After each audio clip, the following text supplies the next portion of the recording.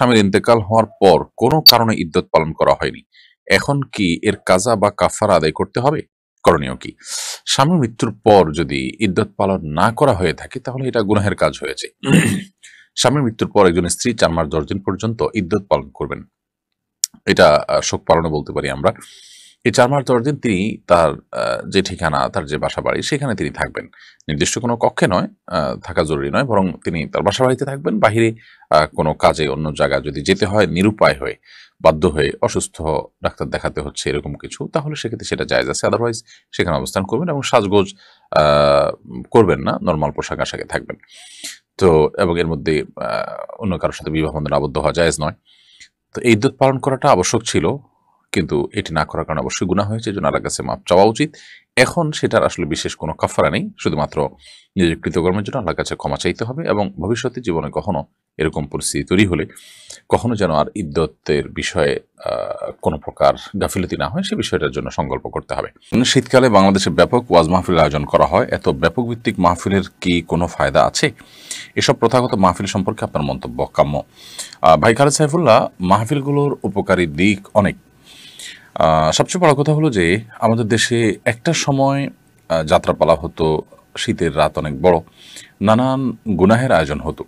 সেই জায়গাগুলোতে মাহফিল স্থান করে নিয়েছে এবং আলহামদুলিল্লাহ গ্রামের সর্বস্তরের মানুষ সেগুলোতে সামিল হয়। সন্দেহাতীতভাবে সেখানে বহু ভালো কথা বলা হয়। এগুলোর উপকারী দিক তো অবশ্যই আছে। আপনি বলতে পারেন যে এই মাহফিলগুলোর কোয়ালিটি আরও বাড়ানো যেতে পারে এবং সন্দেহাতীতভাবে এই মাহফিলগুলো আরও বেশি প্রোডাক্টিভ হতে পারে, এগুলোর উপকারী দিকগুলো আরও বেশি ভালো হতে পারে। আলোচক নির্বাচনের ক্ষেত্রে দায়িত্বশীলতার পরিচয় দেওয়া যেতে পারে এবং জ্ঞানভিত্তিক কথা, মানুষের জীবন সংশোধনমূলক কথাবার্তা মাহফিলে আসা দরকার এবং ভেরিয়েশন আনা দরকার, যাতে করে মাহফিল থেকে মানুষ উপকারিতা বেশি লাভ করতে পারে। কিন্তু মাহফিল অবশ্যই আমাদের জন্য ব্যাপকভাবে উপকার বয়ে আনে। আপনি প্রতিটা মাহফিলেই দেখবেন যে কিছু না কিছু কোরআন এবং হাদিসের কথা, দিনের পথে মানুষকে আসার আহ্বান, সৎপথে চলার আহ্বান করা হয়ে থাকে। এই মাহফিলগুলো যদি না থাকতো তাহলে সেক্ষেত্রে বহু মানুষ আছে যারা এই নীতি নৈতিকতা বা আদর্শের দীক্ষা পেত না। আমি আবারও বলছি, সন্দেহাতীতভাবে এগুলো আরও প্রোডাক্টিভ হতে পারে, আরও কার্যকর হতে পারে, আরও সুন্দরভাবে উপস্থাপিত হতে পারে, সে বিষয়ে দ্বিমত করবার কোনো সুযোগ নেই। আমরা দোয়া করি আল্লাহ তাআলা যেন মাহফিলগুলোকে আরও বেশি প্রোডাক্টিভ, আরও বেশি কার্যকর ভূমিকা পালন করার তৌফিক দান করে এবং যারা আয়োজক তারা যেন বক্তা সিলেকশন এবং পুরো আয়োজনকে একটা চমৎকার আয়োজন এবং মানুষের জন্য উপকারের দিকটা বিবেচনা করে যেন করতে পারেন। আমাদের বাড়ির পাশে নদী আছে, যখন বৃষ্টি হয় তখন সেই নদীতে অনেক পানি হয়, তখন নদীতে নানা রকমের গাছালি আসে, বাঁশ চলে আসে, এগুলো কি নদী থেকে নিয়ে কাজে ব্যবহার করা যাবে বা বিক্রি করতে পারবো? বৃষ্টির সময় নদীর পানিতে গাছগাছালি, বাঁশ ইত্যাদি ভেসে আসে, বিভিন্ন মানুষের বাঁশ গাছ এগুলো পড়ে যায়, সেগুলো চলে আসে। এই জিনিসগুলো হলো হারানো জিনিস এর মতো। হারানো জিনিস যেরকম মানুষ কুড়িয়ে পেলে সেটার মালিককে পাওয়ার কোনো সম্ভাবনা না থাকলে যিনি গরিব তিনি সেগুলো এটা ব্যবহার করতে পারেন।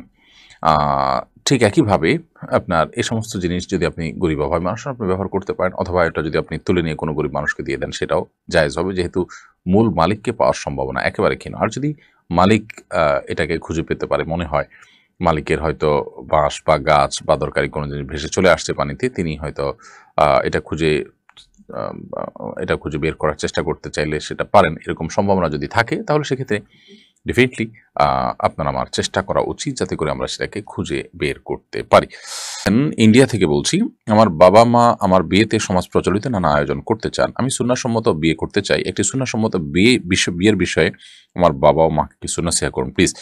ভাই রাকিবুল ইসলাম, সুন্নাহসম্মত বিবাহের সর্বপ্রথম দিক হলো যে আপনি জীবনসঙ্গী নির্বাচনের ক্ষেত্রে দিনদারিতাকে অগ্রাধিকার দিবেন। অর্থাৎ অন্য বিষয়ে যা থাকুক না থাকুক, কিন্তু তার মধ্যে দিনদারিতা, তাকওয়া, আল্লাহ ভীরুতা, আল্লাহ ভীতি এটা যেন থাকে, আখিরাতের প্রতি ঈমান যেন থাকে, তিনি যেন কোরআন এবং হাদিসের কাছে সারেন্ডার করেন, এরকম মানুষ হন, ছেলে হোক কিংবা মেয়ে, উভয়ের জন্য এই বিষয়টি অনেক বড় গুরুত্বপূর্ণ বিষয়। যদি জীবনসঙ্গী আল্লাহ ভীরু হন এবং কোরআন হাদিসের কাছে তিনি সারেন্ডার করেন, তখন তার সাথে জীবনযাপন করাটা অনেক সহজ হয় এবং জীবনটা উপভোগ্য হয়। সকল সমস্যার সমাধানের একটা সুন্দর পথ থাকে। একসাথে বসবাস করতে গেলে জীবনে টুকটাক সুবিধা অসুবিধা তৈরি হওয়ার সম্ভাবনা থাকে। তো তো সে সমস্ত পরিস্থিতিতে কেউ যদি আল্লাহর কাছে নিজেকে সারেন্ডার করে, রাসূল আকরাম সাল্লাল্লাহু আলাইহি ওয়াসাল্লামের কাছে নিজেকে সারেন্ডার করে, তাহলে সেক্ষেত্রে তার সমাধান অনেক সহজ। তিনি কোরআন এবং হাদিসের কাছে যেহেতু সারেন্ডার করবেন, অতএব কোরআন হাদিসের আলোকে তাকে খুব সহজেই সংশোধনের পথে আনা যায়। এজন্য সেদিকটা দেখবেন। দ্বিতীয়ত, সুন্নাহসম্মত বিবাহের জন্য যেটি দরকার তা হলো যৌতুক মুক্ত বিবাহ। অর্থাৎ আপনি পাত্র হিসেবে পাত্রী পক্ষের কাছ থেকে কোনো যৌতুক আশা করবেন না। এমনকি বরযাত্রী নাম দিয়ে শত শত মানুষ গিয়ে তাদের উপরে দায় চাপিয়ে বা তাদেরকে বাধ্য করে বার্গেনিং করে তাদের কাছ থেকে যে খাবার আদায় করা হয়, খাবার অনুষ্ঠানের ব্যবস্থা করা হয়, সেগুলো অ্যাভয়েড করতে হবে। সেই সাথে কোনো প্রকার যৌতুক আপনার চেয়ে না চেয়ে ইশারা ইঙ্গিতে বিভিন্নভাবে কোনো কিছু নেওয়া থেকে বিরত থাকতে হবে। তৃতীয়ত, যে বিষয়টি লক্ষ্য রাখতে হবে একটা সুন্নাহসম্মত বিবাহের জন্য তা হলো বিবাহকে কেন্দ্র করে কোনো প্রকার পর্দাহীনতা যেন না হয়। গায়ে হলুদ টলুদ এই সমস্ত আনুষ্ঠানিকতার নাম দিয়ে আজকাল যে সমস্ত অশ্লীলতা, নারী পুরুষের আপনার মাখামাখি এবং মিশ্রণ আমরা দেখতে পাই, সেগুলো সুস্পষ্টভাবে শরিয়া লঙ্ঘন হয় এবং গুনাহের কাজ হয়। এগুলো বরকত নষ্ট করে দেয় বিয়ের। সেগুলো যেন না হয় সেদিকটা খেয়াল রাখতে হবে। সেই সাথে বিয়েকে কেন্দ্র করে বিয়ের মূল অনুষ্ঠানেও এই পর্দাহীনতার বিষয়টা খেয়াল রাখা, পাশাপাশি গান বাজনা ইত্যাদি আজকাল অনেক বিয়েতে ব্যাপকভাবে হয়ে থাকে। উচ্চ স্বরে হাই ভলিউমে গান বাজনা বাজানো হয় এবং আশপাশের মানুষগুলোর জীবনযাত্রা অতিষ্ঠ হয়। এগুলো যেন না হয় সেদিকগুলো খেয়াল রাখতে হবে। ইনশাআল্লাহ বিদিনিল্লাহ এই বিয়ে বরকতময় হবে এবং সুন্নাহসম্মত হবে। এছাড়া বিয়েতে আরও অনেক দিক দেখার আছে। আমরা শুধুমাত্র সংক্ষেপে ৩-৪টি পয়েন্ট বললাম। ব্যাংকে হজ অ্যাকাউন্ট খোলার সুযোগ আছে। হজের জন্য অ্যাকাউন্ট খুলে তাতে টাকা জমা করে হজে যাওয়া যাবে কিনা? হজের জন্য টাকা জমা করেছেন আপনি, সেটা ব্যাংকে করেন অথবা আপনি বাসায় করেন, যে কোনোভাবেই করেন, সেটাতে আপনি হজ করতে পারবেন। আপনার টাকাটা হালাল কিনা সেটা দেখবেন। আর হজ অ্যাকাউন্টে যে টাকা আপনি রাখছেন সেখানে যেন কোনো সুদ জমা না হয়, সেটি আপনি লক্ষ্য রাখবেন। আপনি যা জমা রেখেছেন সেটা দিয়ে আপনি হজে যেতে কোনো সমস্যা নেই ইনশাআল্লাহ তাআলা। কয়েক বছর ধরে লক্ষ্য করা যাচ্ছে রাজনৈতিক নেতারা ওয়াজ মাহফিলে এসে বক্তৃতা দেন। শ্রোতাদের বিরক্তি উপেক্ষা করে কেউ বক্তব্য প্রলম্বিত করেন। ওয়াজ মাহফিলে রাজনৈতিক নেতাদের বক্তৃতা দেওয়া এবং কিছু ক্ষেত্রে বক্তাদের বক্তব্যে বাধা দেওয়ার বিষয় কিভাবে দেখবেন? খুবই দরকারি একটি প্রশ্ন। দেখুন, আমাদের দেশে পলিটিশিয়ানরা বলেন যে ধর্মীয় কাজে, ধর্মীয় অনুষ্ঠানে যেন রাজনৈতিক আলাপ করা না হয়। তাহলে ধর্মীয় অনুষ্ঠানে রাজনৈতিক আলাপ ওনারা নিজেরাই যদি টেনে আনেন, তাহলে সেক্ষেত্রে এটা স্ববিরোধিতাই হয়।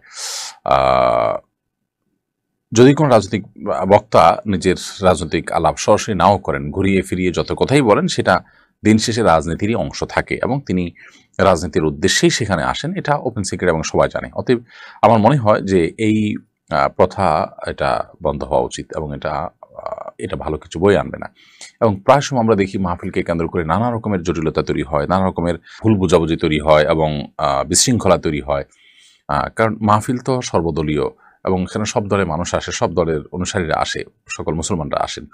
এখানে কোনো দলের নেতা যখন যে তার বক্তব্য দেন, খুব স্বাভাবিকভাবেই তার অনুসারী যারা নন তারা ক্ষুব্ধ হন। সেখানে অনভিপ্রেত ঘটনা ঘটতে পারে। এটাকে কেন্দ্র করে প্রায় সময় মঞ্চে দেখা যায় যে বিশৃঙ্খলা তৈরি হয়। অতএব রাজনৈতিক নেতারা তারা রাজনৈতিক সভা করবেন, করে সেখানে তাদের রাজনৈতিক বক্তব্য রাখবেন। ধর্মীয় কোনো অনুষ্ঠানে তারা আসতে পারেন শ্রোতা হিসেবে। এখানে তারা বক্তা হিসেবে আসার কোনো যৌক্তিক কারণ নেই। বিশেষ করে তারা এখানে উপস্থিত হওয়াটাও রাজনীতির অংশ, এটা মানুষ জানে। তো সেই জিনিসটা তাদের মাথায় রাখা উচিত। যদি তারা একান্তই সেখানে শ্রোতা হিসাবে আসেন, শেখার জন্য আসেন, সেটা তো ভিন্ন বিষয়, অবশ্যই প্রশংসনীয়। রাজনৈতিক সভা করে এত মানুষ হয়তো আসবে না কোরআনের কথা শোনার জন্য, হাদিসের কথা শোনার জন্য। কোনো আলেমের ভক্ত হয়ে তারা আসলেন, এবার তাদেরকে আমরা ধরাই দিলাম রাজনৈতিক নেতার বক্তব্য, অথবা ওই উসিলায় ওই বড় সমাবেশটাকে কাজে লাগিয়ে আমরা আমাদের রাজনৈতিক প্রচারণা চালালাম। সন্দেহাতীতভাবে গর্হিত কাজ এবং এটির বন্ধ হওয়া উচিত। রাজনৈতিক নেতাদের নিজস্ব প্রচেষ্টায় তাদের রাজনৈতিক সভা করা উচিত। রাজনৈতিক সভা করার মরদ না থাকলে তাদের সেটার সুবিধা তারা আদায় করার জন্য মাহফিলগুলোকে ব্যবহার করা, সেটা অবশ্যই আমরা এটার বিরোধিতা করব এবং মনে করব যে এটা হওয়া উচিত নয়। এটা স্ববিরোধিতা। যেমনটি শুরুতে বলছিলাম, ধর্মীয় সভায় রাজনৈতিক বক্তব্য হওয়া উচিত নয়, কিন্তু রাজনৈতিক নেতারা সেখানে গিয়ে রাজনীতি করবেন, সেটা কিভাবে উচিত হতে পারে? কোনো বাবা যদি দ্বিতীয় বিয়ে করে তার প্রথম বউয়ের সন্তানদের সম্পদ থেকে বঞ্চিত করেন, এ ব্যাপারে ইসলাম কি বলে?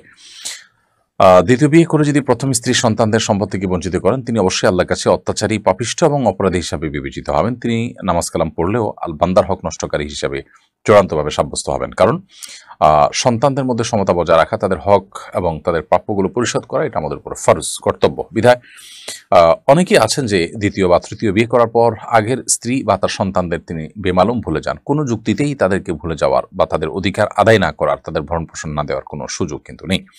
নামাজ পড়ার সময় প্রায় দেখা যায় কত রাকাত পড়ছি ভুলে যাই, অনেক চেষ্টা করেও মনে করতে পারি না, তখন নিজের প্রতি খুব রাগ হয় এবং নিয়ত ছেড়ে দিয়ে আবার পুনরায় নামাজ শুরু করি। এক্ষেত্রে আসলে আমার করণীয় কি? নামাজ পড়ার সময় কত রাকাত পড়েছি এটা নিয়ে ভুলে যাওয়া, এটা আমাদের সমাজে এখন একটা ব্যাপক আপনার মানুষের মধ্যে এই সমস্যা দেখা যায়। এবং এই সমস্যার মূল কারণ হলো যে আমাদের মনোসংযোগ এখন আর আমরা কোথাও খুব বেশি সময় ধরে রাখতে পারি না। এটা বড় ধরনের একটা অবনতি আমাদের বলতে পারি। তো এর কারণে কোনো কাজে সফলতা পাওয়া অনেক কঠিন হয়, কারণ মনোসংযোগ ছাড়া কোনো কিছুতেই মানুষ অগ্রসর হতে পারে না। তো এই পর্যায়ে আপনি যদি নামাজের মধ্যে মনোযোগ ধরে রাখতে চান, তাহলে সেক্ষেত্রে নামাজের মনোযোগ ধরে রাখার উপায়গুলো আপনাকে অবলম্বন করতে হবে। মোবাইল ইত্যাদির ব্যস্ততা নামাজের অনেক আগে থেকে বন্ধ করে ফেলতে হবে। নামাজে পূর্ণ মনোযোগী হওয়ার চেষ্টা করতে হবে। প্রতিটা রুকুন খুব দীর্ঘ সময় নিয়ে করার চেষ্টা করতে হবে। কি পড়ছি, কি বলছি নামাজে সেগুলো বুঝে বুঝে পড়ার চেষ্টা করতে হবে। এগুলো লক্ষ্য রাখতে হবে ইনশাআল্লাহ। এখন কত রাকাত পড়েছেন এটা নিয়ে যদি আপনি দ্বিধায় পড়ে যান, তাহলে সেক্ষেত্রে আপনি দেখবেন আপনার মনের প্রাবল্য কোন দিকে হয়। যদি আপনার মন কোনো একটাকে সায় দেয় যে আমার মনে হচ্ছে এইটা হওয়ার সম্ভাবনা অনেক বেশি, অর্থাৎ ধরা যাক ৩ এবং ৪ নিয়ে সন্দেহ হচ্ছে, তো ৪ হওয়ার সম্ভাবনাই বেশি, তাহলে আপনি ৪কেই ধরে নেবেন এবং শেষে সিজদা সাহু দিয়ে নেবেন। আর যদি আপনার মনে হয় ৩ হওয়ার সম্ভাবনা বেশি, তাহলে 3কে আপনি ধরে নেবেন, ধরে সিজদা সাহু দিয়ে নেবেন। আর যদি ৩ এবং ৪ নিয়ে সন্দেহ হয় এবং আপনি ঠিক মাঝামাঝি পর্যায়ে দাঁড়িয়ে থাকেন, ৩ বা ৪ কোনো দিকে আপনার মনের ঝোঁক বেশি না হয়, আপনি একেবারে ঠিক মাঝখানে দাঁড়িয়ে থাকেন, কোনো দিকেই মন ঝুঁকছে না, তাহলে সেক্ষেত্রে আপনি কমটা ধরে নেবেন। ৩ ধরে নিয়ে আপনি নামাজ শেষ করে শেষে সিজদা সাহু দিন। আমি একজন সেলসম্যান, পণ্য বিক্রি করতে গিয়ে নারী পুরুষ সবার সঙ্গে কোমল ভাষায় কথা বলতে হয়। নারীদের সঙ্গে কোমল ভাষায় কথা বলা কি জায়েজ হবে? দেখুন, আপনি স্বাভাবিক ভাষায় কথা বলবেন। কোমল বলতে এমনভাবে আপনি কথা বললেন যে কথা আসলে তাকে আকৃষ্ট করা আপনার কথার প্রতি, আপনার দিকে, সেটা যেন উদ্দেশ্য না হয় এবং সেরকম কিছু না ঘটে। আল্লাহ রাব্বুল আলামিন কোরআনে কারিমে নারীদেরকে পুরুষদের কাছে কোনো কিছু চাইতে হলে সেটা চাওয়ার অনুমতি রয়েছে সে বিষয়ে বলে আল্লাহ বলেছেন যে নারীরা যেন তাদের কণ্ঠকে কোমল না করে, ফালা তাখনানা বিল কওল, তারা যেন কথাকে কোমল না করেন, অর্থাৎ কৃত্রিমভাবে যেন কোমলতা সৃষ্টি করার চেষ্টা না করেন, সেটি বলা হচ্ছে। ঠিক একইভাবে আপনিও সেই চেষ্টা করবেন, তবে স্বাভাবিক কথা বলবেন। আর এই সমস্ত ক্ষেত্রে নিজের দক্ষতা দিয়ে, নিজের মার্কেটিংয়ের যে যোগ্যতা আছে সেটা দিয়ে আপনি চেষ্টা করবেন আপনার কাস্টমারকে কনভিন্স করার। সেটার জন্য আপনার নারী কাস্টমার হলে অবশ্যই আপনাকে সতর্কতার সাথে সেটি করতে হবে যে আপনার কণ্ঠ, আপনার কণ্ঠের কৃত্রিমতা, এগুলো তার ফিতনায় পতিত হওয়ার উপায় হতে পারে।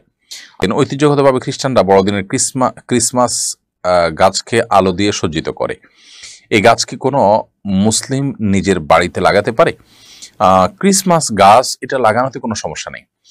আপনি যদি এই গাছ লাগান, এটা দিয়ে আপনার শোভাবর্ধন করেন অথবা কোনো কাজে এটাকে ব্যবহার করেন, কোনো অসুবিধা নেই। তবে হ্যাঁ, মানে এমনভাবে যদি এটা ব্যবহার করেন যে খ্রিস্টানদের কোনো বিশ্বাস, তাদের কোনো কালচার সেটাকে বহন করছে এরকম পরিষ্কার বোঝা যায়, তাহলে অবশ্যই সেটা আপনার অ্যাভয়েড করা উচিত। কারণ অমুসলিমদের সাথে সাদৃশ্য গ্রহণ যেন না হয় সেদিকটা আমাদের খেয়াল রাখতে হবে। কিন্তু গাছের মধ্যে কোনো দোষ নেই, অতএব গাছ আল্লাহ সৃষ্টি, সেই হিসাবে আপনি গাছ লাগাতেই পারেন। কিন্তু আমি যেমনটি বললাম যে এই গাছ লাগানো, এটাতে আলোকসজ্জা করা এবং তাদের যে প্রথাগুলো আছে, প্রচলনগুলো আছে, সেগুলো যেন না হয় এবং বোঝা যেন যায় যে এটা সম্পূর্ণই গতানুগতিক গাছের অংশ, বা এটা কোনো বড়দিন পালন কিংবা খ্রিস্টান ধর্মের ধর্মীয় কোনো উদযাপনের অংশ বা তাদের কোনো কালচারের অনুকরণ নয়, এটি যেন বোঝা যায়। যেখানে এখনো শিক্ষা ও সভ্যতার আলো পৌঁছায়নি, তাদের কাছে দিনের দাওয়াত পৌঁছেনি, মৃত্যুর পর তাদের হিসাব কিসের ভিত্তিতে হবে? এ বিষয়ে আমরা এর আগে বহুবার প্রশ্নের উত্তর দিয়েছি। এরকম কোনো জায়গা যদি থাকে যেখানে দিনের কোনো দাওয়াত পৌঁছেনি, কোনো মানে আল্লাহর দিন, কোরআন, হাদিস, নবী রাসূলদের দাওয়াত কিছুই পৌঁছায়নি, কোনো জঙ্গলে কোনো এরকম কোনো মানুষ যদি থাকেন পৃথিবীতে, তাহলে সেক্ষেত্রে তাদের কিয়ামতের ময়দানে জিজ্ঞাসা হবে শুধুমাত্র আল্লাহর অস্তিত্ব নিয়ে, যে তারা সৃষ্টি দেখে এর কোনো স্রষ্টা আছেন এতটুকু তারা বিশ্বাস করেছে কিনা বা জেনেছে কিনা, জাস্ট এটুকু। এর বাইরে কোনো ইবাদত বন্দেগী, শরীয়ত, হালাল হারাম কোনো বিষয় তার জিজ্ঞাসাবাদ হবে না, যেহেতু সেগুলো দাওয়াত তাদের কাছে পৌঁছায়নি।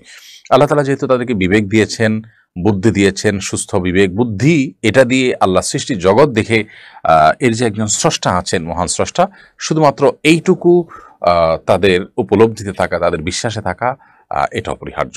সে বিষয়ে তাদের জিজ্ঞাসাবাদ করা হবে। ছাত্রের মা বেপর্দায় আমার সামনে আসে, আমি না পারছি ছাড়তে, না পারছি বলতে, এই সমস্যা থেকে কিভাবে মুক্তি পেতে পারি? প্রথমত আপনি তাকে বোঝাবেন যে আমি সেরাই পর্দা করি। আপনি যদি তাকে কি পড়াচ্ছি সেটা মনিটর করতে হয়, দেখতে হয়, আপনি কাইন্ডলি একটু দূর থেকে, পর্দার আড়াল থেকে আপনি দেখার চেষ্টা করবেন। তাকে আপনি বলবেন, এবং বলার সৎসাহস থাকা উচিত একজন মুসলমান হিসেবে। যদি ব্যাপারটা এরকম হয় যে না বলেও কাজ হচ্ছে না, কিংবা বলার মতো আপনার সে সৎসাহস নেই কিংবা পরিবেশ নেই, তাহলে সেক্ষেত্রে আপনি অবশ্যই বিকল্প কোনো পন্থা খুঁজবেন, কারণ এটি ভয়াবহ ফিতনার বিষয়। এটি থেকে বাঁচার আপনার চেষ্টা করতে হবে। আর যতদিন পর্যন্ত আপনি বিকল্প কোনো পথ না পাচ্ছেন, আপনি নিরুপায়, হয়তো ছাড়বেন, মাস শেষ করার জন্য অপেক্ষা করতে হচ্ছে, এই টাইপের যদি সমস্যা হয়, তাহলে সেক্ষেত্রে আপনি শুধুমাত্র ওই সময়টা পার করার জন্য আপনি নিজের চোখের হেফাজত করবেন। তিনি আসলে কথা বললে আপনি নিচের দিকে দৃষ্টিপাত করে কথা বলবেন এবং নিজের চোখের হেফাজত অবশ্যই করবেন। অনেকে অজু ধরে রাখার জন্য জোর করে বায়ু বা পেশাব চেপে রাখে, শীতকালে এটা বেশি করা হয়, এটা কি বৈধ? এটা গর্হিত কাজ, এটা করা উচিত না। আমরা অনেকেই শীতের সময় ঠান্ডা পানি দিয়ে অজু করতে হবে সেই ভয় থেকে আমরা অজু ধরে রাখার চেষ্টা করি, চাপাচাপি করি, অজু ধরে রাখার চেষ্টা করি, বায়ু আসছে সেটাকে আমরা আটকে রাখি, পেশাব আসছে না সেটাকে না করে আটকে রাখার চেষ্টা করি। এটা অবশ্যই ভুল কাজ, এবং এবাদতের যে আপনার কোয়ালিটি সেটাকে নষ্ট করে দেয় এভাবে যদি আমরা ইবাদত করি। কারণ আপনি পেশাবের বেগ, বায়ুর বেগ নিয়ে, টয়লেটের বেগ নিয়ে যদি আপনি নামাজ পড়েন, তাহলে সেক্ষেত্রে সন্দেহাতীতভাবে সেই নামাজের ভিতরে পরিপূর্ণ মনোযোগ, পরিতৃপ্তি থাকবে না, খুশুগুজু থাকবে না। খুশুগুজু না থাকলে সে নামাজটা অনেকটা প্রাণহীন নামাজের মতো হয়ে যায়। এজন্য এটা করা উচিত নয়। নবী করিম সাল্লাল্লাহু আলাইহি ওয়াসাল্লাম বলেছেন, আলা আদুল্লুকুম আলা মা ইয়ামহুল্লাহু বিল খাতায়া ওয়া ইয়ারফাউ বিহি দারাজাত। আমি কি তোমাদেরকে এমন কিছু আমলের কথা বলে দিব না যেগুলো তোমাদের গুনাহকে মাফ করে দেয় এবং তোমাদের মর্তবাকে বৃদ্ধি করে? তখন নবী সাল্লাল্লাহু আলাইহি ওয়াসাল্লাম বলেছেন, সাহাবায়ে কেরাম বলেছেন যে হ্যাঁ, অবশ্যই বলে দিন। নবী সাল্লাল্লাহু আলাইহি ওয়াসাল্লাম তখন বলেছেন কয়েকটা আমলের কথার ভিতরে একটা হলো ইসবাহুল উযুই আলাল মাকারি, অর্থাৎ কষ্ট এবং আপনার নানান রকমের বাধা বিপত্তি এগুলো উপেক্ষা করেও যারা ওযু করে উত্তম রূপে, তাদেরকে আল্লাহ তাআলা এই মর্যাদা বৃদ্ধি করেন। অতএব শীতের সময় এই কষ্ট উপেক্ষা করে ওযু করার চেষ্টা আমাদেরকে চালাতে হবে ইনশাআল্লাহ তাআলা। অনেকে আসরের ওযু দিয়ে এশা পর্যন্ত ধরে রাখার জন্য কসরত করেন, চাপাচাপি করেন, এটা করা উচিত না। হ্যাঁ, সামান্য বেগ আছে, এটার কারণে আপনার কোনো মনোযোগে নষ্ট হবে না বা এটার জন্য কোনো কষ্ট হবে না, সেটা ভিন্ন বিষয়। কিন্তু একটুও যদি বেগ থাকে, সেটাতেও ওযু করে ফেলতে পারলে উত্তম হয়, কারণ আপনি ফ্রেশ মুডে নামাজটা পড়তে পারবেন। আমি একজন দোকানের ম্যানেজার, অনেক কর্মচারীকে নিয়ন্ত্রণ করতে হয়, তাদের সঙ্গে নরম ভাষায় কথা বললে ঠিক মতো কাজ করে না, এই জন্য ক্ষেত্র বিশেষে গালিগালাজ করতে হয়। তা না করলে তারা কাজ করে না, কাজ আদায় না করলে আমার চাকরি চলে যাওয়ার সম্ভাবনা আছে। এমনি আরিয়ান আরিফ ভাই, আপনার প্রশ্ন উত্তরে আমি বলতে চাই যে গালিগালাজ করা কোনো অবস্থাতে জায়েজ নয়। আপনি তাদেরকে গালিগালাজ করা ছাড়া যদি সাধারণ ধমক দিয়ে কিংবা শাসন করে, গালিগালাজ ছাড়া শোভনীয় এবং শালীন ভাষায় যদি তাদেরকে আপনি সতর্ক করেন এবং সতর্ক দৃষ্টি রাখেন, তাহলে সেটা আপনার জন্য জায়েজ হবে। বাট যদি গালিগালাজের পর্যায়ে যেতে হয়, গা দিতে হয়, তাদের প্রতি জুলুম করতে হয়, গুনাহের কাজ করতে হয়, তো সেটা জায়েজ নেই। প্রয়োজন আপনি চাকরি ছেড়ে দিবেন, কিন্তু কোন অবস্থাতে চাকরির অজুহাতে আপনি মানুষকে গালিগালাজ বা হারাম কাজ করার সুযোগ নেই। ইমানদার কখনো লাআন তাআন, গালিবাজ, তারপরে আপনার অভিসম্পাদকারী, এই দুঃস্বভাবের মানুষ হতে পারে না। কোনো ইয়েতিম নাবালেগ সন্তানের উপর কি যাকাত ফরজ হবে যদি তার নেশাব পরিমাণ সম্পদ থাকে? খুবই প্রয়োজনীয় একটি প্রশ্ন। কোনো নাবালেগ সন্তান এর যদি নেশাব পরিমাণ সম্পদ থাকে, তাহলে সেক্ষেত্রে তার সে সম্পদের যাকাত জমহুর ইমামদের মতে দিতে হবে, এবং তারা এর সপক্ষে যে দলিল দিয়ে থাকেন সেটা হলো আল্লাহ তাআলা নবী করিম সাল্লাল্লাহু আলাইহি ওয়াসাল্লামকে নির্দেশ করেছেন, খুয মিন আমওয়ালিহিম সাদাকাহ তুতাহহিরুহুম বিহা ওয়া তুযাক্কিহিম ফা ইন্না সালাতাকা সাকানুন লাহুম। অর্থাৎ আপনি তাদের সম্পদের থেকে যাকাত কালেকশন করুন, এটা তাদেরকে পবিত্র করবে। এখানে আল্লাহ তাআলা আমভাবে বলেছেন, সম্পদ থেকে যাকাত কালেকশন করতে বলেছেন। অতএব সম্পদের মালিক কি বালেগ না বালেগ সেটা দেখার বিষয় না। সম্পদ যখন কারোর যা নেশাব পরিমাণ হবে, তখন সেটার উপর যাকাত প্রযোজ্য হবে। এটা তাদের যুক্তি, এবং এই মত সংখ্যাগরিষ্ঠ ইমাম বলতে ইমাম শাফিঈ, ইমাম আহমদ ইবনে হাম্বল, ইমাম মালিক রাহিমাহুল্লাহ, তিনও ইমামের 4 ইমামের মধ্যে। আর ইমাম আবু হানিফা রাহিমাহুল্লাহর মত হলো যে অপ্রাপ্তবয়স্ক সন্তান নেশাব পরিমাণ সম্পদের মালিক হলে তার সম্পদের উপর জাকাত বর্তাবে না, কারণ সে যেহেতু অপ্রাপ্তবয়স্ক, এই জন্য তার উপর শরিয়ার বিধিবিধান কোনোটি প্রযোজ্য নয়। যেমন সালাত সিয়াম তার উপর প্রযোজ্য হয় না, ঠিক একইভাবে জাকাতও তার উপরে প্রযোজ্য হবে না, কারণ সে এখনো মুকাল্লাফ হয়নি, শরিয়ার বিধান প্রযোজ্য হওয়ার মতো বয়স তার হয়নি, বিধায় সে সম্পদে জাকাত অবশ্য হবে না। এটি হলো ইমাম আবু হানিফা রাহিমাহুল্লাহর মত। আমার চর্মরোগ আছে, বারবার উজু করলে আমার চামড়ায় সমস্যা হয়, আমার জন্য কি তায়াম্মুম করে সালাত আদায়ের সুযোগ আছে?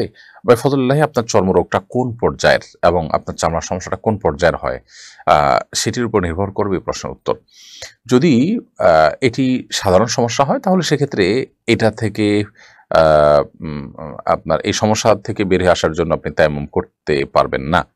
আর যদি এটা চরম পর্যায়ে পৌঁছে যে এটির কারণে আপনার ভয়ঙ্কর অসুবিধা তৈরি হয়, আপনার প্রাণ হুমকির মধ্যে পড়তে পারে, জীবন হুমকির মধ্যে পড়তে পারে, কিংবা এই জাতীয় জটিল থেকে জটিলতর সমস্যা হতে পারে, এরকম যদি আপনার কাছে মনে হয় তাহলে সেক্ষেত্রে আপনি এই সুযোগ পেতে পারেন, বা ডাক্তাররা যদি এরকম বলেন যে হ্যাঁ আপনার যেটা চরম সমস্যা তৈরি হবে। তবে এরকম রোগীরা অনেক সময় দেখা যায় যে পায়ের সমস্যা হয়, সেক্ষেত্রে পায়ে আপনি চামড়া মোজা ব্যবহার করতে পারেন। দুপুর উজু করলেন, পরবর্তী 24 ঘন্টায় মোজা পরা থাকলে আপনি পাওটা না ধুয়ে আপনি উজু করতে পারলেন, এবং গরম পানিতে উজু করার সুযোগ থাকে, এবং এটা আজকাল খুবই সিম্পল, করতে চাইলে খুব সহজ। আমরা চাইলে একটা ফ্লাস্কে গরম পানি করে রেখে সেটা দিয়ে উজু করতে পারি, বহু উপায় আছে। অতএব আপনি শুধুমাত্র চর্মরোগ আছে, একটু অসুবিধা হয়, কষ্ট হয়, এই অজুহাতেই তায়াম্মুমে যেতে পারবেন না। আমার হাজব্যান্ডের ইন্তেকাল হয়েছে, আমি ওনার পোশাক সহ ব্যবহৃত অনেক জিনিস স্মৃতি হিসাবে রেখে দিয়েছি, এদিকে আমার গুনাহ হচ্ছে বা এর কারণে কবরে আযাব হচ্ছে? যে জিনিসগুলো স্মৃতি হিসাবে রেখেছেন সেগুলো আপনি ব্যবহার করবেন, হয়তো হালকা ব্যবহার করেন, বেশিরভাগ ক্ষেত্রে রেখে দেন, অসুবিধা নেই, এর কারণে কোনো গুনাহ হবে না ইনশাআল্লাহ তাআলা। তবে এটা যদি এমন হয় যে ব্যাপক পরিমাণ তার সম্পদ, সেগুলো সবই আপনি স্মৃতি হিসাবে রেখে দিয়েছেন, সেটাতে অন্য ওয়ারিসদের কিন্তু অধিকার জড়িত আছে। অন্য ওয়ারিসদের কাছ থেকে যদি আপনি দায়মুক্তি না নেন তাহলে সেক্ষেত্রে তাদের হক আদায়ের গুনাহটা হবে। ব্যাপারটা এরকম, আপনি পোশাক আশাকও যদি রাখেন তাহলে সেক্ষেত্রে সেই পোশাকটাও অল্প স্বল্প পোশাক, এটা আপনার ভাগে আছে বা আপনি এটা পেয়েছেন, অথবা এটার অন্য কোনো দাবিদার নাই, সেই হিসাবে আপনি রেখে দিয়েছেন বা হালকা পাতলা ব্যবহার করেন, ঠিক আছে, এতটুকু হতে পারে। কিন্তু ব্যাপকভাবে যদি আপনি রেখে দেন, অন্য ওয়ারিসরা না জানে অথবা তাদের পারমিশন না নেন, তাহলে সেক্ষেত্রে তাদের হক এখানে আসে। মানুষ মারা যাওয়ার পর তার প্রতিটা জামা কাপড় সবকিছুতেই সব ওয়ারিসদের কিন্তু হক চলে আসে, এটা একটা ব্যাপার। আরেকটা বিষয় হলো যে অনেক কাপড় চোপড় যেটা অন্য মানুষও উপকৃত হতে পারে, গরিব মানুষও পড়তে পারে বা যে কোনো মানুষ পড়তে পারে, সেটা না পড়ে আপনি সবগুলোকে রেখে দিলেন স্মৃতি হিসাবে, সেটা অবশ্যই অপচয়ের পর্যায়ে যাবে। ছেলে কি মা বাবার জন্য উমরা এবং হজ করতে পারে? ছেলে মা বাবার জন্য তাদের তরফ থেকে উমরা বা হজ করতে পারবে যদি সে নিজের উমরা এবং নিজের হজ করে থাকে। যে কোনো ব্যক্তি বদলি হজ যে কারো ব্যক্তির তরফ থেকেই করতে পারে, সেই হিসাবে সন্তান মা বাবার পক্ষ থেকে তো অবশ্যই ডেফিনেটলি করতে পারবে, কিন্তু নিজেরটা আগে করতে হবে, তারপর তাদের পক্ষ থেকে করতে পারবেন। বিশেষ করে তারা যদি মারা যান অথবা অসুস্থতার কারণে আসতে না পারেন, সেক্ষেত্রে তাদের পক্ষ থেকে এটি করা যাবে। আমি একজন কলেজ শিক্ষক, আমাকে একজন বলেছে কম্বাইন্ড কলেজে শিক্ষকতা করলে বেতন হারাম হয়ে যায়। আমি খুব দুশ্চিন্তে আছি, আসলে কি আমার উপার্জন হারাম হচ্ছে কিনা। ছেলে মেয়ে যখন আপনার উভয় একসাথে পড়াশোনা করে, স্বশিক্ষা থাকে এবং সেখানে পর্দার কোনো বালাই থাকে না বা পর্দা মেনটেন করার কোনো সুযোগ যদি না থাকে, সেখানে তো চাকরি করা আসলেই শরিয়া দৃষ্টিকোণ থেকে জায়েজ হয় না। আপনি সেখানে যদি মেয়েদেরকে আলাদা বসাতে পারেন এবং আপনার দৃষ্টিকে হেফাজত করে আপনি পাঠদান করতে পারেন, তাহলে সেক্ষেত্রে এই বহু শর্ত সাপেক্ষে সেটি জায়েজ হতে পারে, কিন্তু সেটা আসলে খুবই ডিফিকাল্ট এবং এগুলো নিজেদের নিয়ন্ত্রণেও থাকে না বেশিরভাগ ক্ষেত্রে। আমি একজন মেডিকেল স্টুডেন্ট, আমাকে বাধ্য হয়ে বিপরীত লিঙ্গের মানুষের শরীর স্পর্শ করতে হয়। এখন পরীক্ষা পাশের জন্য হলেও এটা করতে হয়। এখন এভাবে পর্দা লঙ্ঘনে মানসিকভাবে কষ্ট পাচ্ছি, আমার আসলে করণীয় কি? যেহেতু আপনি মেডিকেল পড়াশোনার মাধ্যমে মানুষের সেবা করতে চান এবং এতে দিন এবং ইসলাম ও বিভিন্নভাবে উপকৃত হয়, সেই জায়গা থেকে আপনি আপনার এই পড়াশোনা চালাবেন দিনের খাতিরে, সেটা জায়েজ আছে। তবে আপনার যে সমস্যাগুলোর কথা বলেছেন সেগুলোর ক্ষেত্রে আপনি যতটুকু সম্ভব সেগুলোকে অ্যাভয়েড করার চেষ্টা করবেন। যেটা অ্যাভয়েড করা সম্ভব হবে না, সেখানে আপনি স্পর্শ করতে হলেও ধরুন গ্লাভস দিলেন বা এমন কোনোভাবে স্পর্শ করলেন, যতটুকু সম্ভব ফিতনা থেকে বাঁচার জন্য আপ্রাণ চেষ্টা করবেন। এরপর আল্লাহ তাআলার কাছে ইস্তেগফার এবং ক্ষমা প্রার্থনা সেটি অব্যাহত রাখবেন। মসজিদের বাইরে ভিন্ন বিল্ডিং থেকে সাউন্ড বক্সের মাধ্যমে মসজিদের ইমামের কেরাত শুনে ইক্তেদা করে নামাজ আদায় করা জায়েজ হবে কিনা? মসজিদের বাইরে সাউন্ড বক্স যেটা আছে সেটার আওয়াজ শুনে আপনি অন্য ভবন থেকে অনুসরণ করলেন, নামাজ আদায় হবে না। কারণ হলো নামাজে আদায় হওয়ার জন্য যে ইত্তেসাল শর্ত, অর্থাৎ কাতারের মধ্যে যে আপনার কাতারের মধ্যে যে সংযোগ থাকা শর্ত, সেটি কিন্তু এখানে লঙ্ঘন হচ্ছে, অর্থাৎ সংযুক্ত থাকছে না। তো সেজন্য এভাবে নামাজ পড়লে ইক্তেদা সহি হবে না। এরকম যদি করাই যায় তাহলে তো সেক্ষেত্রে মানুষ বাসা বাড়ি থেকে মসজিদের আশপাশে মাইক দিয়ে সবাই যার যার মতো করে শরীক হতে পারে, আর মসজিদে আসার প্রয়োজন হতো না। আমি আমার ছেলেকে বলেছিলাম, তুমি যদি এই সপ্তাহের মধ্যে কোরআন মাজিদ খতম না করো তাহলে আমি তোমাকে আল্লাহর কসম একটি টাকাও দিব না। সামনে 1 তারিখ হওয়াতে মাদ্রাসা টাকা দিতে হয়েছে, এরপরে সে খতম করেছে, এখন আমার করণীয় কি? আপনি সপ্তাহের মধ্যে কোরআন তেলাওয়াত করতে বলেছেন, সেই সপ্তাহের মধ্যে কোরআন তেলাওয়াত করেনি, এবং সপ্তাহের মধ্যে কোরআন তেলাওয়াত না করলে আপনি তাকে আর কোনো টাকা দিবেন না বলেছেন, কিন্তু আপনাকে টাকা দিতে হয়েছে, অর্থাৎ সে আপনার কথা রাখেনি এবং আপনি আপনার শপথ ভঙ্গ করে তাকে টাকা দিতে হয়েছে। যদি এরকম হয় তাহলে সেক্ষেত্রে আপনি এখন শপথের কাফারা দিয়ে দিবেন। কাফারা হলো আপনি 10 জন মিসকিনকে খাদ্য দিবেন, অথবা পোশাক দিবেন, কিংবা আপনি 3টা রোজা রেখে দিবেন, তাতে ইনশাআল্লাহ শপথের কাফারা হয়ে যাবে। চ্যানেলে আমি অনেক চিকন, আমার স্বামী মোটা মেয়ে পছন্দ করে, আমি কি মোটা হওয়ার জন্য ওষুধ খেতে পারবো? জি, পুরুষ আইডি থেকে সম্ভবত কোনো বোন আপনি প্রশ্ন করেছেন। মোটা হওয়ার জন্য, মোটা তাজা হওয়ার জন্য কোনো ঔষধ গ্রহণ করলে সেটি যদি স্বাস্থ্যের জন্য ক্ষতিকর দিক থাকে তাহলে ডেফিনেটলি সেটি গ্রহণ করা যাবে না। কারণ মানুষ নিজের স্বাস্থ্যকে ধ্বংসের দিকে ঠেলে দেওয়ার মতো কোনো কাজ করলে সেটি ইসলাম শরীয়তের দৃষ্টিকোণ থেকে জায়েজ হয় না, সেটা গুনাহের কাজ হয়, বিদায় এটি করা যাবে না। আবার সেই সাথেও আমাদের মাথায় রাখতে হবে যে মোটা হওয়া এটা তো আসলে কোনো ভালো জিনিস না। তুলনামূলকভাবে একটু আপনার খুব বেশি চিকন হলে সেটা যাতে না হয়, সেটা যদি চান কেউ, তাহলে সেক্ষেত্রে খাবার-দাবার, খাদ্যাভ্যাস এগুলো একটু পরিবর্তন করলেই হয়তো পরিবর্তন হতে পারে। সেই পন্থাটা আপনি অবলম্বন করতে পারেন। আর যদি কোনো ওষুধে সাইড এফেক্ট না থাকে, সাধারণত এই সমস্ত ওষুধে সাইড এফেক্ট থাকেই থাকে। যদি এরকম কিছু থাকে, সাইড এফেক্ট নাই, নিশ্চিত হতে পারেন আপনি, তাহলে সেটা গ্রহণ করলে কোনো অসুবিধা নেই। 3 কোয়ার্টার প্যান্ট পরে নামাজ পড়া যাবে কিনা? 3 কোয়ার্টার প্যান্ট যদি পরেন যেটার ফলে আপনার হাঁটু ঢেকে যায়, সেটাতে আপনি নামাজ পড়লে নামাজ হয়ে যাবে। তবে লক্ষ্য রাখতে হবে রুকু, সেজদা বা উঠা বসার সময় যেন এই প্যান্ট সরে গিয়ে হাঁটু প্রদর্শিত না হয়। যদি সেরকম হয় যে হাঁটু প্রদর্শিত হয় না, বরং হাঁটু ঢেকে থাকে, 3 কোয়ার্টার প্যান্ট পরে তাহলে নামাজ পড়লে নামাজ হয়ে যাবে। তবে মনে রাখা উচিত, আল্লাহ সুবহানাহু ওয়া তাআলা বলেছেন, ইয়া বানি আদম খুযু যিনাতাকুম ইনদা কুল্লি মাসজিদ, হে আদম সন্তান, তোমরা প্রত্যেক নামাজের সময় সুন্দর পোশাক বা সুন্দর বা শোভা এটা গ্রহণ করো। তার মানে এমন পোশাক পরা উচিত নয় যে পোশাকটা আসলে আমরা সচরাচর গুরুত্বপূর্ণ কোনো অনুষ্ঠানে কোনো ব্যক্তির সঙ্গে সাক্ষাৎ করতে যাওয়ার সময় পড়ি না। নামাজ হয়ে যাবে সেটা একটা বিষয়, কিন্তু নামাজের কোয়ালিটিকে নষ্ট করতে পারে এ ধরনের পোশাক, কারণ এটি আল্লাহর দরবারে, আল্লাহর সামনে আমি দাঁড়াচ্ছি, তার সঙ্গে কিন্তু যায় না। বলছেন, আমার একটা ছেলের সাথে 2 মাসের মতো সম্পর্ক ছিল, এখন আলহামদুলিল্লাহ ভুল বুঝতে পেরে সম্পর্ক থেকে বেরিয়ে এসেছি। প্রশ্ন হচ্ছে, ছেলেটা যদি আমাকে অভিশাপ দেয় তাহলে কি আমার ক্ষতি হবে? হারাম সম্পর্ক ছেড়ে আপনি খুব ভালো কাজ করেছেন। বিশেষ করে যদি হারাম সম্পর্কটাকে হালাল করার কোনো উপায় না থাকে, বরং হারামে আরও কন্টিনিউ করতে হবে এরকম অবস্থা থাকে, তাহলে সেক্ষেত্রে বেরিয়ে আসাটা আপনার কর্তব্য ছিল। এরপরে সেই ছেলে যদি মনে কষ্ট পায়, ভুল বুঝে, এতে আপনার কোনো গুনাহ হবে না, আপনার কোনো ক্ষতি হবে না, বরং আপনি তাকে বোঝানো উচিত যে কেন আপনি বেরিয়ে আসছেন, এবং সে সেটাকে রেসপেক্ট করা উচিত, সেও আল্লাহর ভয় অন্তরে লালন করা উচিত, তাকে বোঝানো দরকার। ইসলামে ধর্ম বোন বলতে কিছু আছে কিনা?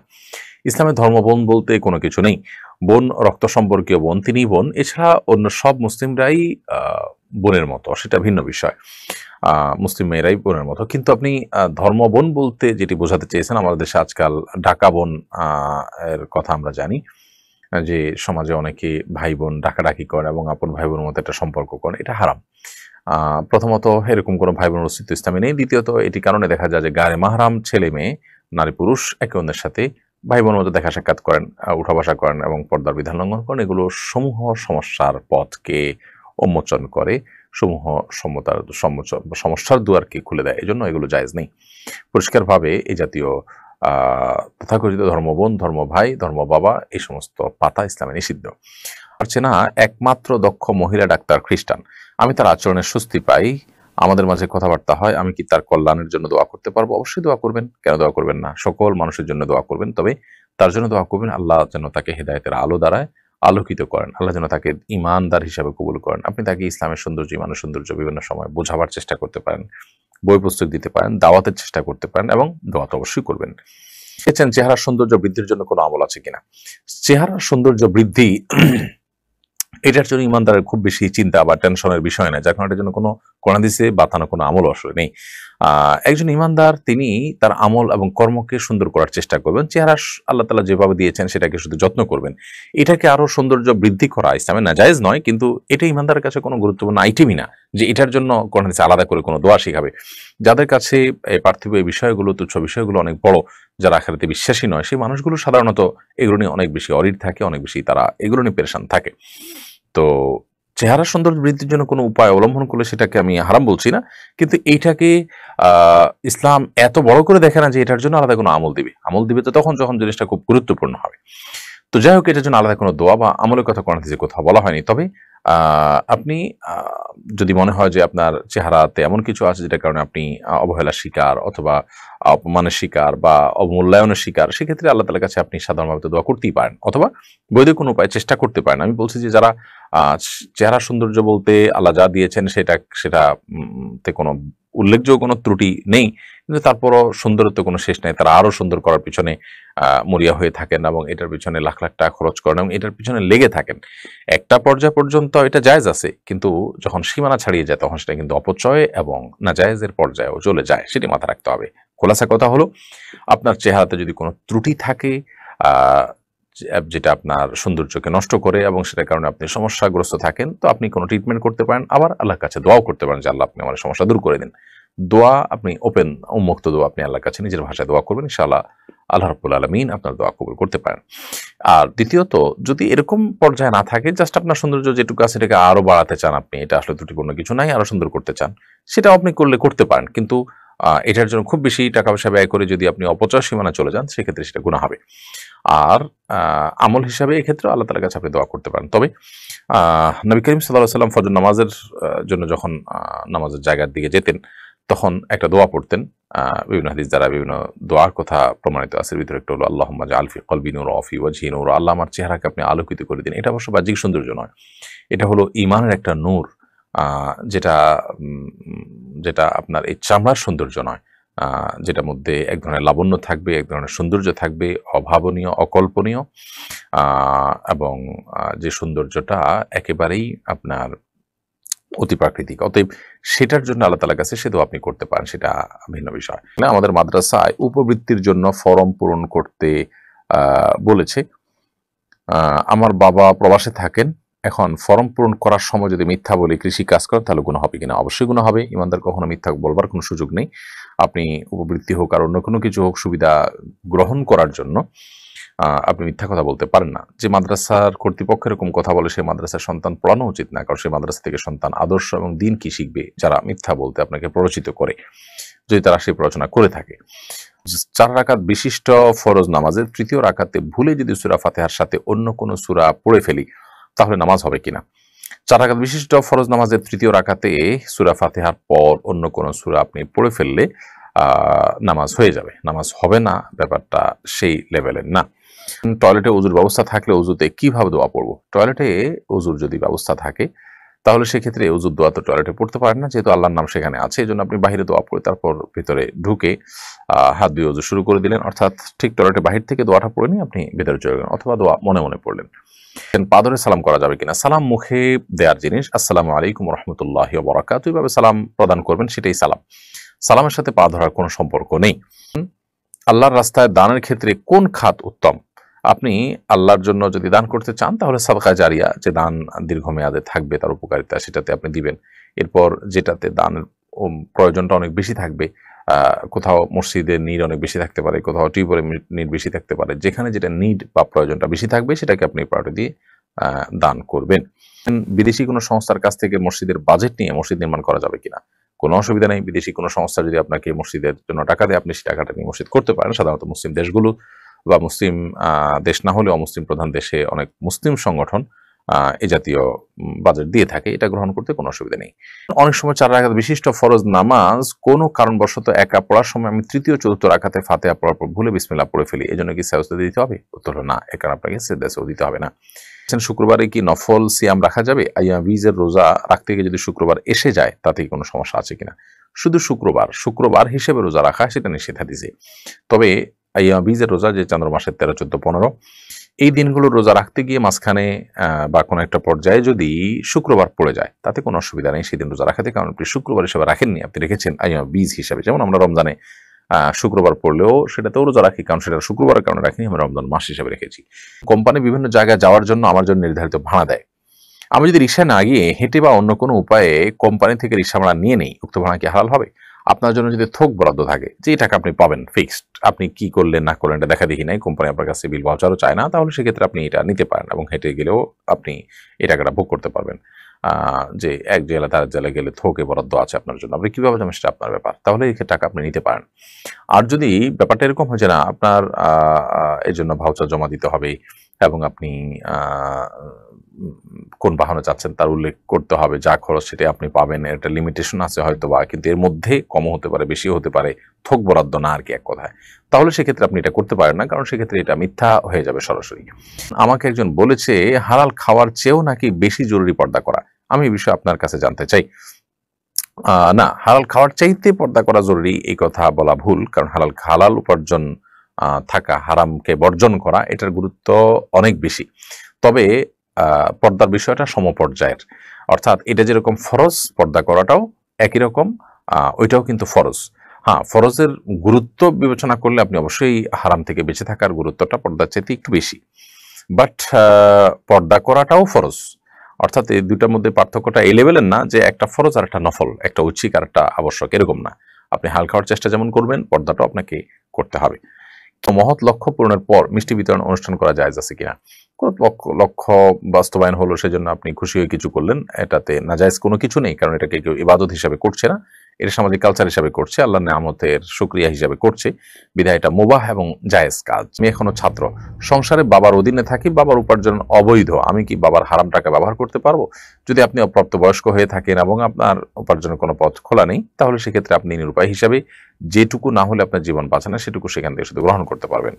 আর যদি আলহামদুলিল্লাহ আল্লাহ তাআলা আপনাকে প্রাপ্তবয়স্ক করে থাকেন, তাহলে আপনি হাজারটা রাস্তা আছে উপার্জনের, টিউশনি থেকে নিয়ে বহু উপার্জনের উপায় আছে, সেরকম কোনো একটা উপায় অবলম্বন করে আপনি হালাল উপার্জন করার চেষ্টা করবেন এবং সেটি বাবার সংসারে শেয়ার করে আপনি প্রয়োজনে আপনারটা আপনি খাবেন এবং ভোগ করবেন।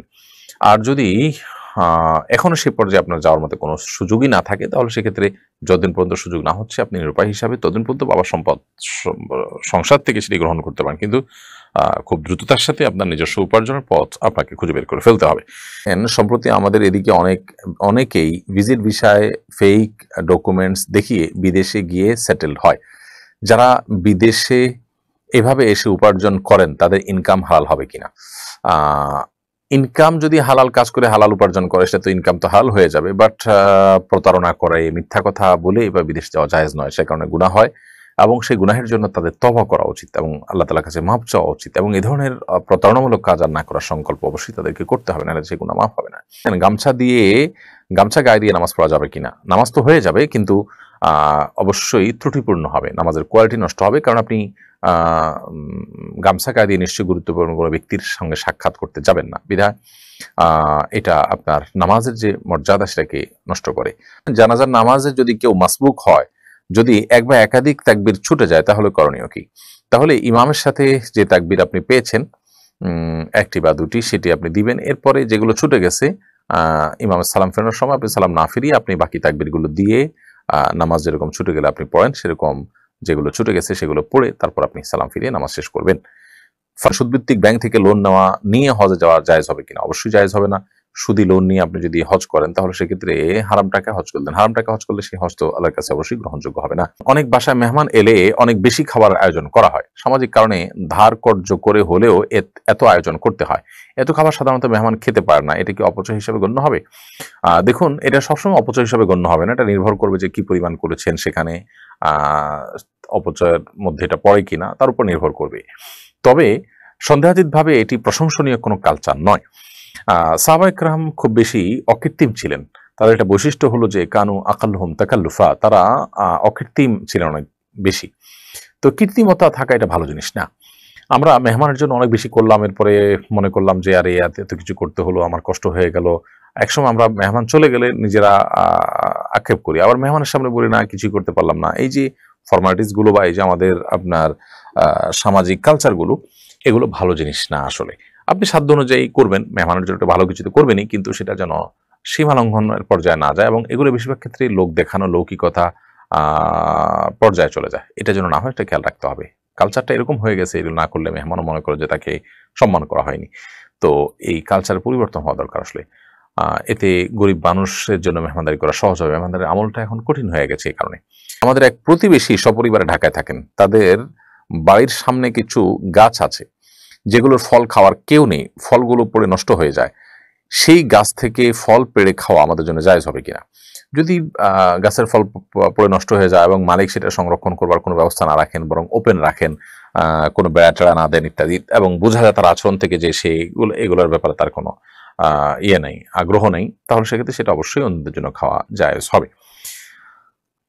আমার স্বামী একজন পুলিশ। সরকারিভাবে নিষিদ্ধের সময়ে সাগর থেকে মাছ ধরলে কোস্টগার্ড এবং পুলিশ সেই মাছ জব্দ করে।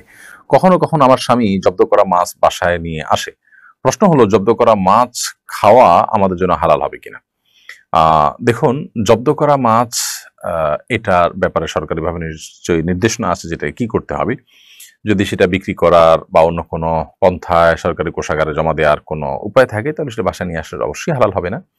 দেখতে হবে যে এই সম্পর্কে নির্দেশনা কি আছে, তার ব্যত্যয় হচ্ছে কিনা। আর যদি জব্দ করা মাছ যারা জব্দ করেছেন তাদের জন্য আনার পারমিশন থাকেও, সেখানে একটা কথা থেকে যায় যে মানুষগুলো ধরেছে মালিক তো মূলত তারা, তাদেরকে বিভিন্নভাবে শাস্তি দেওয়া যেতে পারে, কিন্তু তার সম্পদ শাস্তি স্বরূপ নিয়ে এসে আপনি ভোগ করে ফেলবেন, সেটা তো জায়েজ হতে পারে না। রাষ্ট্রীয় কোষাগারে আনলো জনস্বার্থে এবং এটা তার শাস্তি হিসাবে কার্যকর হলেও সেটা একটা বিষয়, সেটা নিয়ে ভিন্ন আপনার অ্যাঙ্গেল থেকে দেখা যেতে পারে, কিন্তু আপনি নিজেই জব্দ করে নিয়ে আসলেন, সেটা জায়েজ হওয়ার কথা নয়। বিশেষ করে সেটা যদি সরকারি কোষাগারে জমা দেওয়ার কথা থাকে তাহলে তো জায়েজ নয়। আর যদি সরকারি কোষাগারে জমা দেওয়ার কথা নাও থাকে, তারপরেও সরকারি আইন অনুযায়ী তিনি যদি আনার রাইট থাকে, তারপরে সেটা জায়েজ হওয়ার কথা নয়, যেহেতু একজনের সম্পদ আপনি নিয়ে আসছেন শুধুমাত্র এই যুক্তি থেকে যে আপনি সেখানে সেখানে আপনি তাকে শাস্তি দিচ্ছেন বা শাস্তি কার্যকর করছেন এর মাধ্যমে। তো আরেকজনের সম্পদ আপনি ভক্ষণ করে তাকে শাস্তি দিচ্ছেন, এই শাস্তি শরীয়তের দৃষ্টিকোণ থেকে গ্রহণযোগ্য শাস্তি নয়। বই লিখতে কি আর্টিফিশিয়াল ইন্টেলিজেন্সের সাহায্য গ্রহণ করা যাবে কিনা? বই লেখার জন্য আর্টিফিশিয়াল ইন্টেলিজেন্সের সাহায্য গ্রহণ করতে পারেন, তবে সেই ক্ষেত্রে সেটা উল্লেখ করা উচিত যে আমি এটা এভাবে করেছি, অন্তত ভূমিকাতে কোথাও এটা লেখা থাকা দরকার। আপনি আর্টিফিশিয়াল ইন্টেলিজেন্স থেকে আপনার তথ্যপত্র নিয়ে, আর্টিকেল নিয়ে সেটা নিজের নামে দিয়েছেন, সেটা অবশ্যই প্রতারণা এবং গুনাহের কাজ। কারণ যেটি আপনি লেখেননি সেটিকে নিজের নামে আপনি চালিয়ে দিচ্ছেন। তো ইমানদার তো সেই কাজ করতে পারে না। নবী সাল্লাল্লাহু আলাইহি ওয়াসাল্লাম বলেছেন, মান গাশশা ফালাইসা মিন্না, যে ব্যক্তি প্রতারণা করে, কাউকে ধোঁকা দেয়, সে আমার উম্মত হতে পারে না। বিধায় এ বিষয়ে আমাদেরকে অবশ্যই সতর্ক এবং সাবধান থাকতে হবে। অনেকে অজুর পর অজুর পানি মোছেন না। জিজ্ঞেস করলে বলে অজুর পানি বরকতময়, এর জন্য শরীরে শুকাচ্ছি। তাদেরই বক্তব্য কতটুকু সঠিক? অজুর পানি আমরা শুকাবো কিনা? এর উত্তর হলো যে নবী করিম সাল্লাল্লাহু আলাইহি ওয়াসাল্লাম অজুর পানি কোন একটা কাপড়ের টুকরা দিয়ে শুকিয়েছেন, এরকম বর্ণনা আছে। আবার মাঝে মধ্যে রেখে দিয়েছেন, এই বর্ণনাও আছে। অতএব দুইটাই সমান পর্যায়ে। তবে ঢালাওভাবে অজুর পানি না শুকিয়ে আপনি যেন শুকে যায় শরীরে, সেটার জন্য রেখে দেওয়া ব্যাপারে পরিষ্কার করে নির্দেশ করা হয়েছে নেই যে এটার ভিতরেই কল্যাণ আছে, বরং নবী সাল্লাল্লাহু আলাইহি ওয়াসাল্লাম থেকে দুইটারই আমল পাওয়া যায়। বাচ্চা দ্রুত কনসিভ করার জন্য ডাক্তারগণ ডিম্বাণু বড় করার ট্যাবলেট দিয়ে থাকেন। এই ট্যাবলেট খাওয়া জায়েজ হবে কিনা? দ্রুত কনসিভ করার জন্য যদি ডিম্বাণু বড় করার ওষুধ দেওয়া হয়, এতে যদি ক্ষতিকর কোনো দিক না থাকে, তাহলে সেক্ষেত্রে সেটা নাজায়েজ হওয়ার কোনো কারণ দেখছি না। কারণ এখানে আল্লাহ সৃষ্টিতে কোনো পরিবর্তন বলতে যেটা বোঝায় সেরকম কিছু নয়। কনসিভ হওয়ার সম্ভাবনা আপনার বৃদ্ধি করা, জাস্ট এটুকু। অতএব এটি নাজায়েজ হওয়ার কথা নয়। স্বামী স্ত্রী পরস্পরের অবাঞ্ছিত লোম পরিষ্কার করে দিতে পারবে কিনা? যেহেতু স্বামী স্ত্রীর মধ্যে কোনো পর্দা নেই, বিধায় তারা যদি কেউ একে অন্যকে এই কাজটি করে দিতে চান, বিশেষ করে বার্ধক্যে বা অসুস্থ হয়ে গেলে অনেক সময় প্রয়োজন হয়, বা স্বাভাবিক অবস্থা যদি করে দেন, সেটি কোনো গুনাহের বিষয় নয়। ইমাম যদি শেষ রাকাতে সূরা নাস পড়েন, তাহলে যাদের নামাজ এক রাকাত ছুটে গেছে তারা কোন সূরা মেলাবেন? ইমাম যদি শেষ রাকাতে সূরা নাস পড়ে ফেলেন, যাদের নামাজ ছুটে গেছে, তারা পরবর্তীতে সূরা নাসের আগে যে কোনো সূরাই পড়তে পারেন, এতে কোনো গুনাহ হবে না এবং তাদের নামাজও হয়ে যাবে। আমার মা মদিনাকে খুব ভক্তি করেন, খেজুর খাওয়ার সময় তিনি খেজুর ধৌত করেন না, বলেন এটার গায়ে রাসূল সাল্লাল্লাহু আলাইহি ওয়াসাল্লাম শহরের ধুলা লেগে আছে। বিষয়টিকে আপনি কিভাবে দেখছেন? খেজুর না ধুয়ে খেলে কি কোনো সওয়াব হবে? না, এতে কোনো সওয়াব তো হবেই না, বরং তার দৃষ্টিভঙ্গি পরিবর্তন করা উচিত। কারণ নবী করিম সাল্লাল্লাহু আলাইহি ওয়াসাল্লামের শহরের ধুলা হলে সেটা আপনার আমি খাবো, ব্যাপারটা এরকম না আসলে। নবী করিম সাল্লাল্লাহু আলাইহি ওয়াসাল্লামের প্রতি ভক্তি এটা তো ভালো। মৌলিকভাবে তার সেই জিনিসটা প্রশংসনীয় যে তার ভিতরে নবী সাল্লাল্লাহু আলাইহি ওয়াসাল্লামের ভালোবাসা আছে, ভক্তি আছে। কিন্তু ভক্তি ভালোবাসা প্রকাশের ভুল পন্থা গ্রহণযোগ্য নয়। নবী সাল্লাল্লাহু আলাইহি ওয়াসাল্লামের প্রতি ভালোবাসায় তার সুন্নাহকে অনুসরণ করব, তার কথা মেনে চলবো, সেটি ঠিক আছে। কিন্তু তাই বলে তার মদিনা শহরের ধুলা দেখে সেটা আমি গায়ে মাখাবো, তাহলে মদিনা শহরের নাপাককে আমি পাক মনে করব কিনা? ডেফিনিটলি সেটি করব না। তো অপরিচ্ছন্নতাকে আমি পরিচ্ছন্ন মনে করার কোনো কারণ নেই। নবী সাল্লাল্লাহু আলাইহি ওয়াসাল্লাম তো পবিত্র থাকতে বলেছেন এবং আমাদেরকে হাত ধুয়ে খেতে বলেছেন। তাহলে মদিনায় গেলে কি আমার হাতে ধুলা থাকলে আমরা না ধুয়ে খাবো? অবশ্যই খাবো না। অতএব এই সমস্ত বিষয় থেকে পরিষ্কারভাবে বোঝা যায় যে আপনার আম্মা যে দৃষ্টিভঙ্গি থেকে এটিকে সঠিক মনে করছেন সেটি ভুল। অনেকে প্রিয় মানুষের কবরের পাশে নিজের কবর দেওয়ার জন্য ওসিয়ত করেন। পাশাপাশি ২ কবরের বাসিন্দারা কি পরস্পরকে দেখতে পারেন? তারা কি পরস্পরের মধ্যে কথা বলতে পারেন? আ দেখুন, কবরে আ পাশাপাশি থাকার মধ্যে বাহ্যিক দৃষ্টিকোণ থেকে কোনো কল্যাণ নেই। এবং কবরের পাশাপাশি কবরের লোকের সাথে আলাপ-সালাপ করার, যোগাযোগ করার কোনো সুযোগ আছে কোরআন হাদিসের আলোকে, এরকম কিছুও বোঝা যায় না। এটা জাস্ট সন্তানরা বা অন্যরা যখন জিয়ারত করবে পাশাপাশি দেখে পাশাপাশি দোয়া করার সুযোগ পাবে, জাস্ট এই জায়গা থেকে হয়তো মানুষ বলে থাকেন। এছাড়া আর কোনো উপকারী দিক এটা নাই আসলে সেভাবে। অনেক হিন্দু বাড়িতে পূজার ঘর থাকে, প্রতিমা থাকে, তারা বাড়িতে বসে পূজা করেন। এ ধরনের হিন্দুদের কাছে বাসা ভাড়া দেওয়া যাবে কিনা? যে সমস্ত হিন্দুদের বাড়িতে পূজার ঘর থাকে, প্রতিমা থাকে বা প্রতিমাতে তারা পূজা করবে, এটা তাদের একান্ত ব্যক্তিগত বিষয় যে তারা বাসায় পূজা করছে। তাদের কাছে বাসা ভাড়া দিলে সেটা আপনার জন্য হারাম বা নাজায়েজ হবে না। যেহেতু আপনি তাকে পুজোর জন্য বাসা ভাড়া দেননি, পুজোটা তার এডিশনাল কাজ সে তার মতো করে করছে। তাকে আপনি বসবাসের জন্য ভাড়া দিয়েছেন।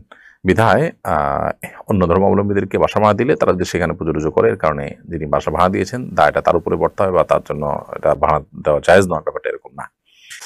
২ স্ত্রী নিয়ে এক ঘরে একই বিছানায় ঘুমানো যাবে কিনা? উম যদি কারোর একাধিক স্ত্রী থাকে এবং তাদের সাথে একই সাথে তিনি শোন, যেহেতু শরিয়ার কোনো বিধান লঙ্ঘন হচ্ছে না এবং মানে এদের মধ্যে পারস্পরিক পর্দাও নাই, অতএব এটি জায়েজ আছে। বাট শারীরিক সম্পর্ক করলে সেক্ষেত্রে এখানে সতরের বিধান চলে আসবে।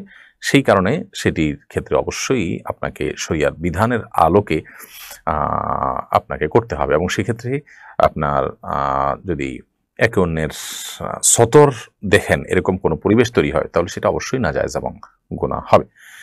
জেনে বুঝে অস্বাস্থ্যকর খাবার খেলে কি গুনাহ হবে? আমরা সবাই জানি ফাস্ট ফুড, ভাজা পোড়া খাবার খেলে স্বাস্থ্য ঝুঁকি থাকে। তবুও প্রতিনিয়ত সবাই এসব খাবার খেয়ে নানান রকম ভয়ানক রোগে আক্রান্ত হচ্ছে। এক্ষেত্রে শরিয়ার বিধান কি? যেই খাবার খেলে সরাসরি আমাদের শরীরে ক্ষতি বয়ে আনবে, সেটি তো আমাদের জন্য খাওয়া জায়েজ নেই। আল্লাহ বলেছেন, "ওয়া তুলকু বিআইদিকুম ইলা তাহলুকা", তোমরা নিজেদেরকে ধ্বংসের দিকে ঠেলে দিও না। অতএব নিজের জন্য ক্ষতি হয় এমন কিছু করা জায়েজ নাই। তবে যে সমস্ত খাবারে দূরবর্তী ক্ষতি হয়, দীর্ঘমেয়াদে আস্তে, আস্তে ক্ষতি হয়, মানে ক্ষতিটা আবার হওয়াটা নিশ্চিত নয়। তার শরীরে ইমিউন থাকলে ক্ষতি নাও হতে পারে। তো এই লেভেলের যদি থাকে, যেমন ফাস্ট ফুড, ভাজাপোড়া ইত্যাদি, এগুলোর ক্ষতি থাকে, তো এই কারণে এগুলো খাওয়া হারাম হয়ে যাবে না। পৃথিবীর কোনো আলেমই এটাকে হারাম বলেননি। যেহেতু এগুলোতে ক্ষতি হওয়া চূড়ান্ত নয়, আবার ক্ষতিটাও যে একেবারে পরিষ্কার সেরকম না, ক্ষতির সম্ভাবনা আছে। তো এরকম তো আমরা যত খাবারই খাই, প্রত্যেকটা খাবারের মধ্যেই ভালো মন্দ দিক থাকে, উপকারী অপকারী দিক থাকে। এটা অনেকটা সেরকমই, যার কারণে এগুলো খাওয়া গুনাহ হবে না। তবে যেটা খেলে নিশ্চিতভাবে আমার, যেমন ধূমপান করলে নিশ্চিতভাবে ক্ষতি হবে, সেটি চূড়ান্ত। অতএব সেটা খাওয়া কিন্তু জায়েজ নয়। শীতের শুরুতে অনেক কাঁথা কিংবা কম্বল মুড়ি দিয়ে ফ্যান চালিয়ে ঘুমান অনেকে। বিষয়টিকে তারা অভিজাতপূর্ণ মনে করেন এবং ফ্যান চালানো অপচয় কিনা জানতে চাই। অপচয় এটা আসলে নির্ভর করবে যে কোন পর্যায়ে হচ্ছে এটি। অনেকে দেখা যায় যে কাঁথা ছাড়া শুইলে তার গরম লাগে, কাঁথা সহ দিলে কাঁথা ছাড়া শুইলে তার শীত লাগে, আবার কাঁথা দিলে তার অ্যালার্জি বা ঠান্ডা বাতাস নাক মুখ দিয়ে ঢুকে মানে সর্দি-টর্দি হওয়ার আশঙ্কা থাকে না, সেজন্য তিনি কাঁথা ব্যবহার করেন। তো এই সমস্ত পরিস্থিতি এরকমভাবে ঘুমালে কোনো অসুবিধা নেই। এটাকে অপচয় বলা যাবে না। অপচয় হবে তখন যখন নেহায়েতই কোনো উদ্দেশ্যহীনভাবে আপনি জাস্ট লৌকিকতা ইত্যাদির জন্য নানান উদ্দেশ্যে আপনি ব্যবহার করছেন, যখন আপনি কোনো টাকা পয়সা নষ্ট করছেন, ব্যয় করছেন তখন। এখানে তো এটা তার ভালো লাগা, এটা তার কি বলে অসুস্থ থেকে বাঁচা, কিংবা আপনার এইভাবে শোয়াটা তার কাছে কমফোর্ট মনে হয়, সেই হিসাবে তিনি এটা করছেন। অতএব এটাকে অপচয় বলা যাবে না। যদি অপচয়ের সংজ্ঞায় যাওয়ার মতো কোনো কিছু হয় সেটা ভিন্ন বিষয়। জাস্ট এটুকু যেটুকু বলছেন এটুকুর কারণে অপচয় হবে না ইনশাআল্লাহ তাআলা।